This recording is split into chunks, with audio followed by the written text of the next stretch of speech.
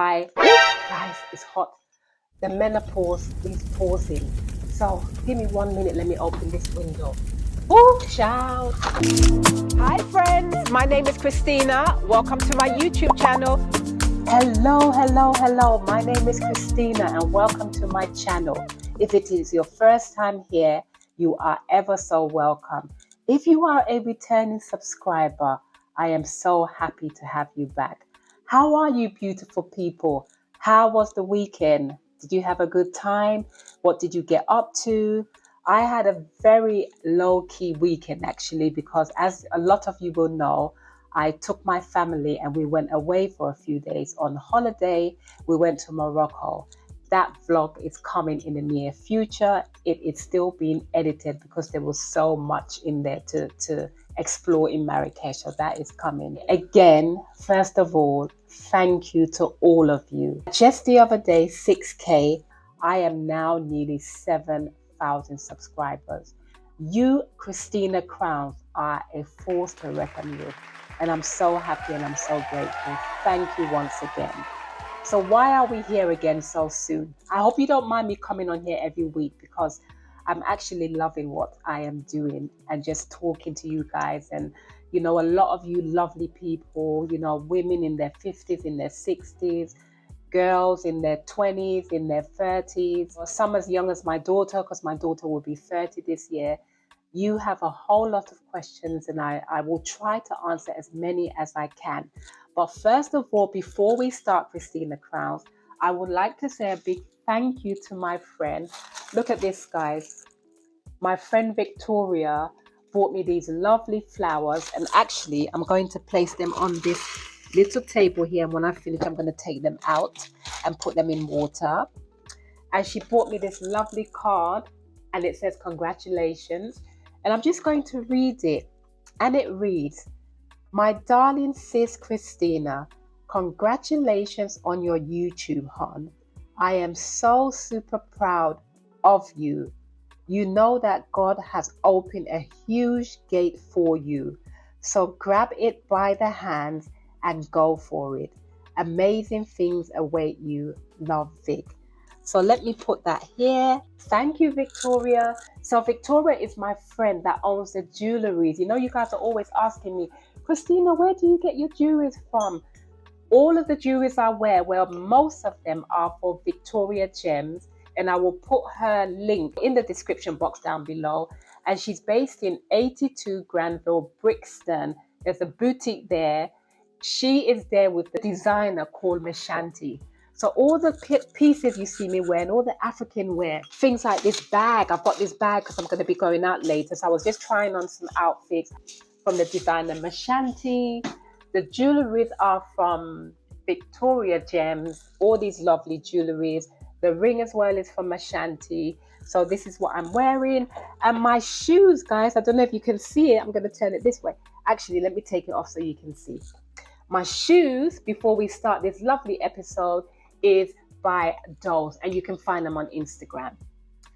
So like I said, my dear friends, Christina Crowns, a lot of you are asking me the last time on my Q&A. So I'm here to give you a short version of some of the experiences I've been through in life. And I'm hoping that, you know, even if it helps one person, I've done my job. You know, I never thought that I would be here in this space at this age. But like I said, guys, age is just a number. You know, 50s is the new 20s. So embrace your age, whether you're in your 50s, whether you're in your 60s, whether you're in your 70s. Just live life, because we don't know how long we have here. We are all temporary residents on this earth. Temporary. We don't know how long we have here. So just enjoy it, you know, whether you've got health problems, whether things are not that great for you, do the best you can and just live life and be happy, you know, with the friends you have, with the family you have. Just enjoy life. And that's what I'm doing. So at 52, my dear people, I have just started this YouTube channel by the help of my friend Fumi, who encouraged me, and she kept telling me, all my friends, all my family, Christina, you need to start this YouTube channel. And so I'm here with you lovely people, and I'm loving every minute of it. Nothing is ever too late. Whatever it is you want to do it. I've been a stylist, a creative visual stylist for over 30 years. And while I love what I do, I'm also a big advocate for mental health because I've gone through a lot, like I said, in my life. I went through the war in Liberia. That was a traumatizing experience for me and all my family and those who were involved. 2 years before the pandemic, I've got qualifications in fashion and I've done it for years. And I always say I want to give back to society when it comes to mental health. 2 years before the pandemic, I went back to university. And I will put some pictures up there so you can see when I was graduated. I went back to university and I graduated with a BA for healthcare because why? I want to become a mental health worker somewhere along the line. Because all my friends and family, again, always say, Christina, do you know what you do? People always come up to you. You're so easy to talk to. You are doing life coaching. So why don't you go and get the qualification for it? And guys, I went for it. It was hard, it was challenging. At my big 40-something age, I went back to school, I went back to university, and I've got a degree when it comes to doing with healthcare, social health, mental health. It has transferable skills. So I can go into mental health, I can go into healthcare, I can be a nurse, I can go into midwifery. But most importantly, I want to go into mental health because there's so many issues when it comes to mental health. And I think there's such a stigma about mental health that sometimes people find it hard to come forward. And there's nothing wrong with mental health, guys. There's nothing wrong if you have mental health issues. It's normal. We're not perfect. We're not. Because of the sin we've inherited, we all have mental health issues. And there's nothing wrong, like I said before, seeking help. I have been going for counseling and therapy for over 20 years, and I'm still going till this day. And like I said in the last episode, it's helped me to become a better me, to become a better wife, to become a better mother, a better sister, a better friend to every and anybody I have in my life. When it comes to your children, do you talk to your children? Do you have open conversations with your children? That's something I learned from my mum and my dad from a very young age, And so I'm going to tell you a little story about how my mum and my dad met. I'm going to give you the short version because if I tell you the story, we'll be here till next week. And I know you guys don't want to be here till next week. So as I said to you, beautiful people, my mum is was Liberian, and my dad was from Nigeria. My dad immigrated from Nigeria at a very young age, I think in his late teens or early 20s, and he went to Liberia. He was a mechanic engineer and he went to university in Liberia. And as time went on, he opened a mechanic shop and he had his own mechanic shop. Meanwhile, my mother, that's a picture of her up there. I will find a picture of my dad in the future and I will put it up there. But that's my mom, my beautiful mom with her big, beautiful eyes. She was tall, slender, and my dad was the complete opposite. He was short. It's like I said to my mom, Mom, where did you get my dad from? Why my dad? We used to laugh and joke. And she said, your dad had a beautiful heart. Amongst all the men that came my way, because there was a lot of them, I chose your dad because of the heart he had. He had a heart of gold and he was very caring. Guys, my dad was very short. That's where I get my height from. And my mom was slightly taller than him. So I used to say to her, oh, wow, look at what you went to pick up this man to be my father, this short man here. But he was such a lovely guy, such a lovely, beautiful man with a beautiful heart. Like I said, my mom was from Liberia. She went to convent school. I think it was a Catholic school, convent school in Liberia. And she always used to say every time she finished school and was on her way home, she used to pass this garage where she used to see all these people working. And my dad would always wave to her and say hello. And she didn't think nothing of it and she would wave back. This one particular day, she said he actually found the courage to come up to her and just, asked her for her name, what school she went to, and if he could take her out. And she was like, he's having a laugh. But then she said she kind of brushed it off. She went home. And later on, as the weeks went by, he did not stop asking her. He was very persistent guy. And so she agreed, and they went out on a date. And I will say, I think the rest is history. Fast forward, it came to the point where my dad got a scholarship. He did say he was meant to get a scholarship either in the States or in Germany, but he got the one for Germany. And that's where he ended up going. So I think I should have been born in America, US of A. But because my dad ended up going to Germany, guys, it's hot. The menopause is pausing. So give me 1 minute. Let me open this window. Oh, child. Guys, this is what I have to deal with. Let me fan myself. Ooh-wee. I just got a moment there with the hot flush. So yes, as I was saying, guys, my dad actually went to Germany. He got a scholarship in what he was already doing, which was a mechanic engineer. He went to Germany, got his degree to further what he was doing. He spoke fluent German, my dad did. Very clever guy. And then my mom said he started to write her letters, they started talking.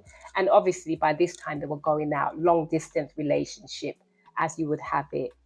And as the story goes, he sent for my mom. She had just finished high school in Liberia.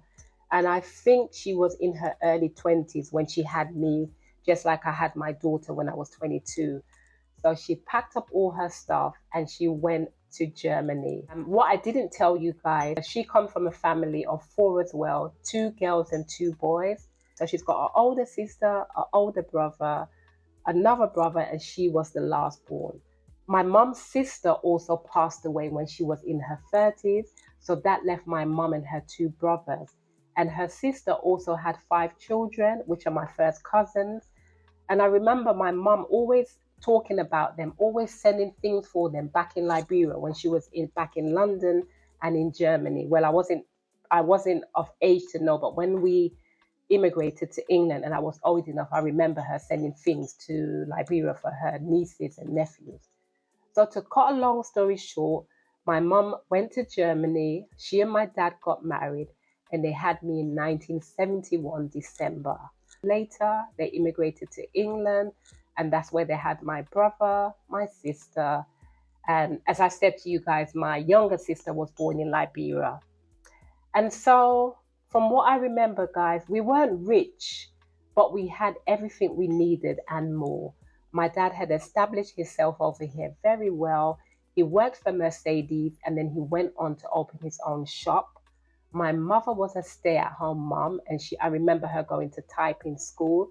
She used to pick us up from school every day. There was always dinner ready. My dad would come home and we would all sit down and have dinner. Very close-knit family.